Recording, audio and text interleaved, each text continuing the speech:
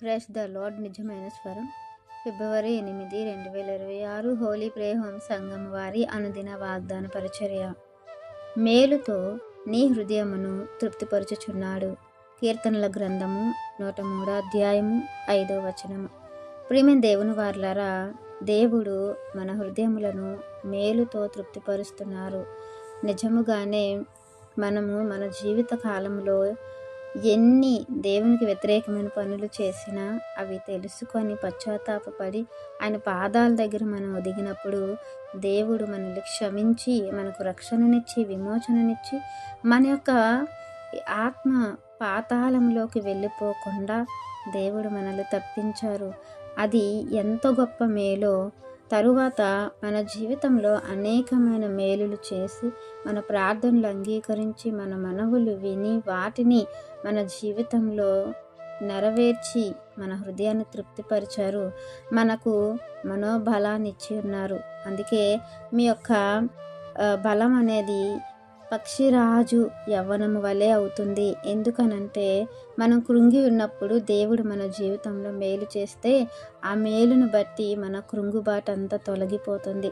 మనం నూతన బలమును పొందుకుంటాము, సంతోషంగా ఆనందంగా ఉంటాము. ఎందుకంటే ఆ సమస్య ఇక మనకు లేదు అనే ధైర్యము అనే సంతోషము మనకు బలాన్ని ఇస్తుంది. అలాంటి గొప్ప మేలులతో దేవుడు మనల్ని సంతోషపరిచినప్పుడు కీర్తనకారుడు ఏమంటున్నారో చూస్తే, నా ప్రాణమా యెహోవాను సన్నతించుము, నా అంతరంగమునున్న సమస్తమా ఆయన పరిశుద్ధ నామమును సన్నతించుము. నా ప్రాణమా యెహోవాను సన్నతించుము, ఆయన చేసిన ఉపకారములలో దేనిని మరువకుము అని తనకు తాను తన అంతరంగములో ఉన్న ప్రతి అణువణువుకు కీర్తనకారుడు చెప్పుకుంటున్న రీతిలో మనం కూడా ఉన్నామా? అందులో కృతజ్ఞత, దేవుని మంచితనాన్ని 10 మందికి తెలియపరిచే ఒక తత్వం కనిపిస్తుంది. మరి మన జీవితంలో ఆ తత్వం ఉందా?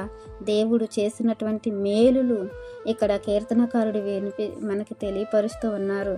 ఆయన దోషములన్నిటిని క్షమించేవాడు, సంకటములన్నిటిని కుదుర్చేవాడు, సమాధి నుండి నా ప్రాణమును విమోచించుచున్నాడు అని కరుణా కటాక్షములను అనే కిరీటమును మనకు దయచేసి ఉన్నారు. నిజముగాని ఈరోజు ఆ కిరీటమును మనకి ఇచ్చి ఉన్నారు కనుకనే ఆయన కటాక్షమును, ఆయన కనికరాన్ని, ఆయన కరుణను మనం పొందుకొని నిశ్చంతగా సంతోషంగా మనశ్శాంతిగా ఉండగలుగుతున్నాం. ఇంతటి మనశ్శాంతినిచ్చిన, ఇంతటి సేద తీర్చిన దేవుని విషయమై మనము ఆయన కృతజ్ఞులుగా ఉంటున్నామా? ఆయన పొగుడుతున్నామా? ఆయన మహిమపరుస్తున్నామా? మనకు ఇచ్చినటువంటి మంచి జీవితాన్ని బట్టి ఆయనకి మనము ఎలా ఉన్నాము ఆయన విషయంలో అనేది ఒక్కసారి మనం ఆలోచించుకొని కీర్తనకారుని వలె మనము కూడా మన ప్రాణమును, మన ఆత్మను, మన శరీరమును దేవునికి అర్పితం చేసుకోవాలని ఈ వాక్యం అందరి జీవితంలో దేవుడు ఫలింపచేయాలని ఆశిస్తున్న వారు దైవజనులు బ్రదర్ పి నెహెమ్యా గారు. God bless you. ఆమెన్.